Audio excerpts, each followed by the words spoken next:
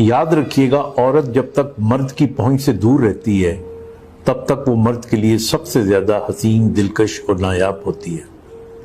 लेकिन जूं ही वो मोहब्बत का इकरार कर ले, उसी वक्त से मर्द की निगाहों में औरत की अहमियत और दिलकशी पहले की निस्बत कम हो जाती है, जबकि औरत की निगाहों में मर्द की अहमियत और बढ़ जाती है। इसकी वजह यह है कि औरत इकरार करके कैद हो जाती है। याद रखिएगा, जब किसी की कैद में रहेंगे तो फिर आपकी मर्जी नहीं चलेगी, फिर उस शख्स की मर्जी चलेगी जिसकी कैद में आप हैं। फिर उसने डिसाइड करना है आपने कहाँ जाना है, किस से मिलना है, किस से नहीं मिलना। क्योंकि जेल में कैदी की मर्जी नहीं चलती, वहाँ पर सिर्फ जेलर का ही हुक्म चलता है।